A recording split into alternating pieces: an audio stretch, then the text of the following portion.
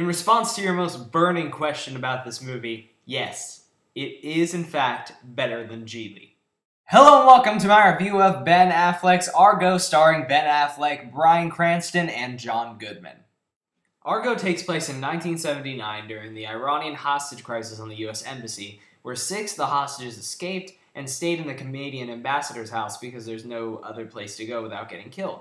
The CIA wants to get them out, but they don't know how, so they turn to Tony Mendez, played by Ben Affleck, who comes up with the idea to stage a fake movie production with real Hollywood executives and real producers and everything to get these people out of the country because they want the Iranians to believe that they're a Canadian film crew on a location scout. It's a very complicated scheme, and it's ridiculous, and that's kind of the whole premise of the movie, is how this ridiculous scheme actually came to fruition and how did they go through with it? Did it work? You'll have to find out.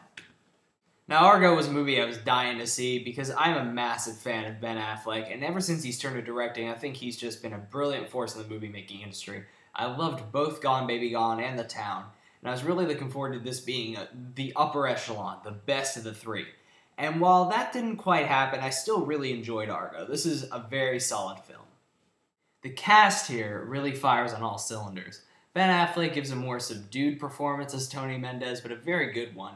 He really gets across the fact that this guy really is just a human being. He's a man. He's not a gung-ho action hero. He's a guy who's doing what he has to do because he knows that it's right, and Ben Affleck really gets that every man across so well in this film.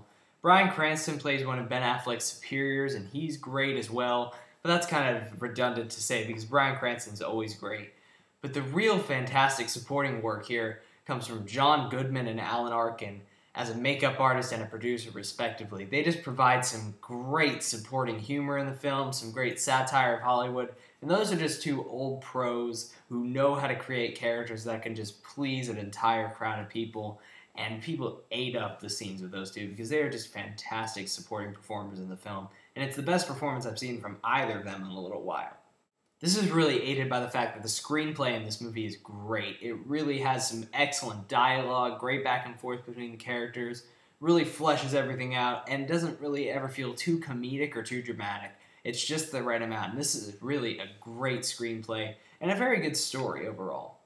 Affleck very ably directs this film. I have to say, I've been extremely impressed with his direction in every movie, and here it really comes through in the fact that he can really create tension out of every situation.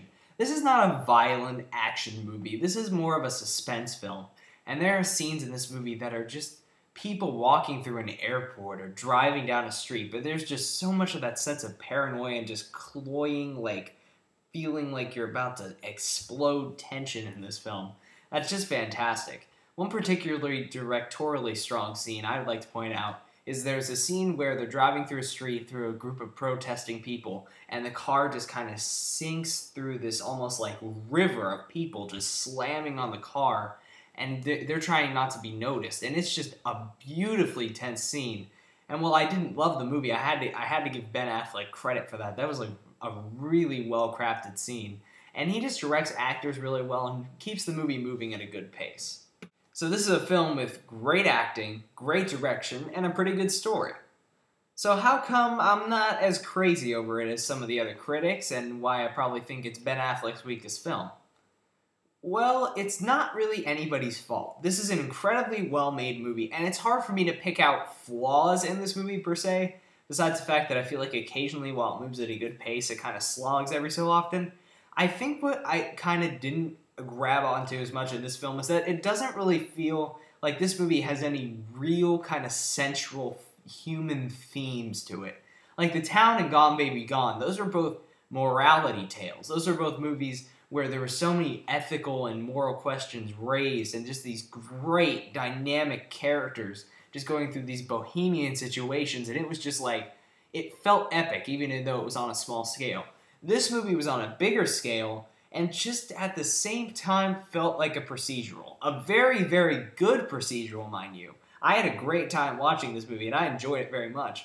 But at the same time, it just didn't have that grabbing, biting emotional power some of Ben Affleck's other films. So overall, while I feel like this movie could have used more of a central heart and more powerful themes, it's still a very good film. Don't get me wrong, I'm not trying to say it's a weak film by any stretch of the imagination. This is a well-made movie by all accounts, and Ben Affleck is really rising to become a fantastic filmmaker, and I really enjoyed myself. But in terms of like movies that I want to see winning Best Picture or going up for Oscars, this would be kind of in the lower end of those contenders, and I feel like we have much better movies in those categories to come. But that being said, a very good movie, and I'd highly recommend you go see it. So 3 stars out of 4 for Argo. And that was my review of Argo. I hope you enjoyed it. If you did, you can subscribe to my channel, pretty please. And until next time, I'm Movie Kid Mike.